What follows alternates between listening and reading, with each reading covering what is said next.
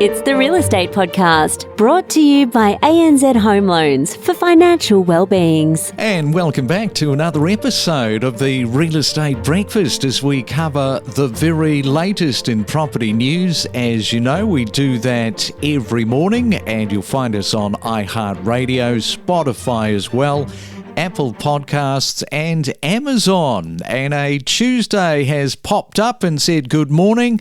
March the 5th today. A question this morning: does stamp duty worry you and keep you up late at night? Sort of swirling around in the back of your head, creating moments of anxiety. If that is you, you are not alone. And PropTrack tells us that a 1% increase in stamp duty could reduce home sales by 7.2%. I mean, that's a pretty staggering sort of a stat this morning. And removals of concessions in Queensland led to a 7.7% decline in home purchases. Stamp duty also affects downsizing and job changes, with costs surging up to 6 times since the 1980s. And advocates propose replacing stamp duty with a land tax for fairness and efficiency. So it's a big issue whichever way you tackle the affordability crisis to help more Australians get into home ownership. It is definitely going to be with us for the next few years for sure. So this morning we're going to catch up with Nick Garvin, who is the research manager at E61 Institute. And good morning to you, Nick. Welcome to the Real Estate Breakfast. Morning, Craig. Thanks for having me. Great to have you on. So first off, tell us a little bit about E61 Institute. E61 Institute is a not-for-profit, politically independent research institute. So we aim to tackle economic policy and questions that are important for Australia. And we do this through academically rigorous data analysis. So we work quite a lot with academia, but the idea is that relative to academic research, we can focus more on the questions that are important at the moment to Australia's economy. Yeah, okay. So could you explain to the audience how stamp duty acts as this barrier to home movement and affects job relocation as well as productivity? Yeah, sure, Greg. So basically, stamp duty imposes fairly large costs on top of the purchase price when you're buying a home. And if you already own a home and you're planning to move, then you would typically sell the home you own and buy a new one. So in that way, that cost affects the cost of moving as well. When we hear about stamp duty as a percentage of the purchase price, we need to factor in that when you buy a home, you're typically putting up much less cash than the actual purchase price. So if you're buying with a mortgage, you might pay a 20% deposit. The effect of this is that stamp duty as a percent of the purchase price actually becomes a much larger percentage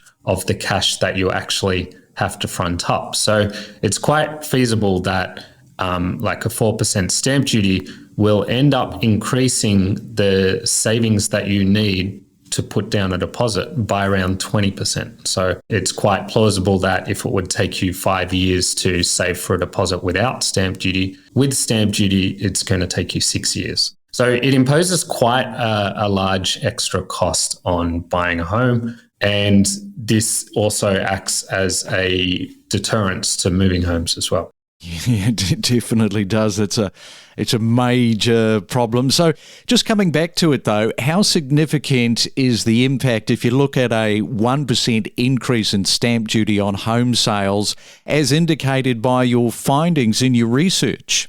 Yeah, sure. So as you said before, the estimates from our work suggest that a 1% change in stamp duty rates, so for example 2% to 3%, is going to reduce the number of home purchases by about 7.2% each year and reduce the rate at which people move homes by a similar amount. So if we consider that the median stamp duty around Australia is about 4%, and kind of multiply that 7.2 by 4, we get to a number between 25 and 30%. So it suggests that the number of purchases and the number of moves would increase by about 25 to 30% each year if we completely remove stamp duty. So that's a pretty big number. Yes, for sure.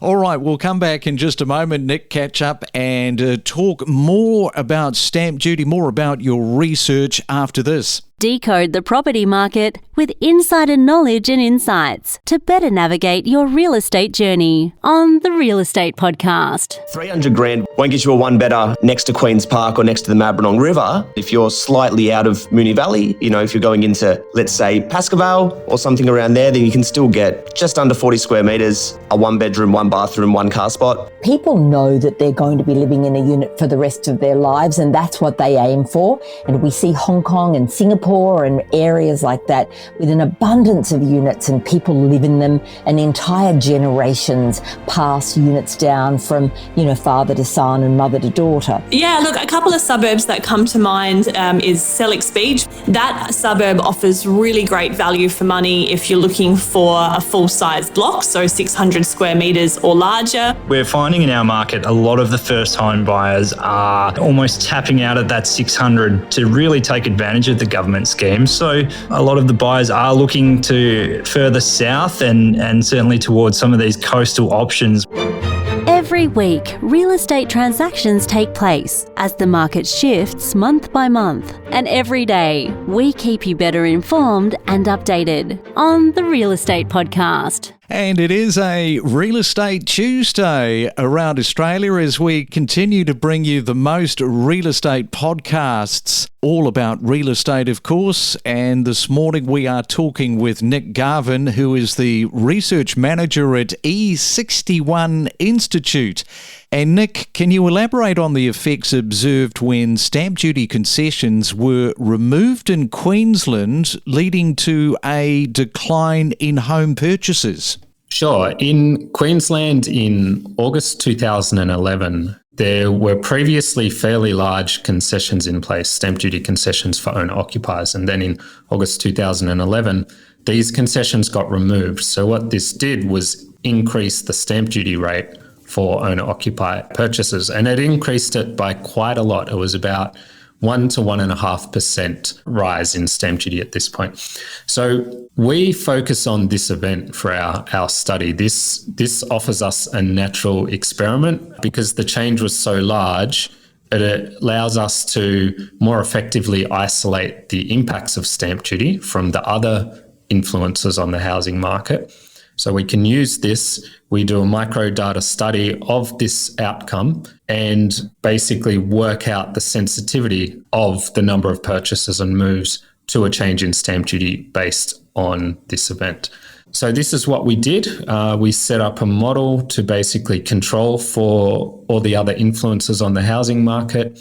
What we see when this concession was removed is a drop in the number of purchases relative to beforehand and relative to other states as well. And this drop is sustained. We did analysis on data on the number of purchases each year. We also did analysis on separate data on the number of people moving homes each year. Both sets of analysis gave pretty similar quantitative results. Yeah, sensitivity, it's an interesting one with real estate because it doesn't take much to move the needle. And just in light of that, in what ways does stamp duty impact downsizing and job changes, particularly concerning its surge in costs compared to, let's say, the 1980s? Yeah, so if you impose a cost on moving homes, as stamp duty does, you're likely to see a reduction in the number of people moving homes, as we do, but people tend to move for a reason. So one of the reasons is to change jobs. One of the reasons is to downsize. So when you put a cost on moving, you're likely to see a decline in these other things as well. So our analysis doesn't specifically focus on the number of people changing jobs and how that reacts to stamp duty, but other evidence suggests that if you increase housing costs, you're going to get a reduction in the number of people changing jobs because of that cost of moving. And an organisation called the Susan McKinnon Foundation actually ran a survey last year on people's attitudes towards housing.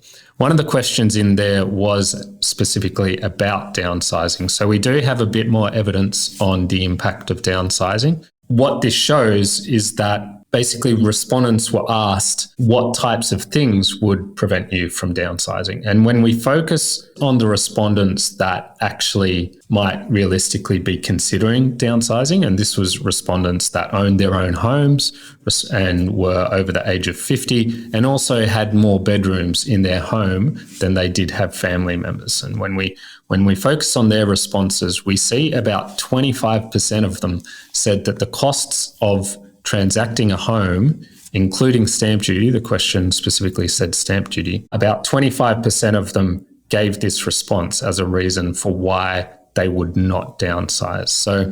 So we have this separate survey evidence that does kind of suggest that the results that we're seeing in our data analysis that I mentioned before about the number of people moving homes declining does actually flow through to the number of people downsizing. Yeah, well, it's not going away, is it? As I said at the top, people have anxiety, real concerning anxiety around all of this tax that you're talking about, and it's not an easy one to fix, and I suspect is going to be with us for some time to come.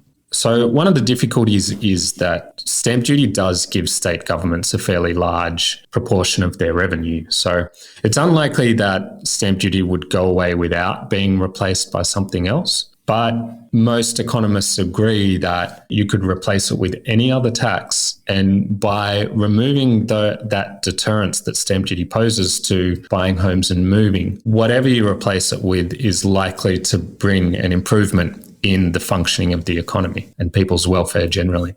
Which has got to be a good thing. All right, we'll wrap it up there, Nick. Great to chat to you this morning, get a little bit of a take on what E61 is doing around the research on property.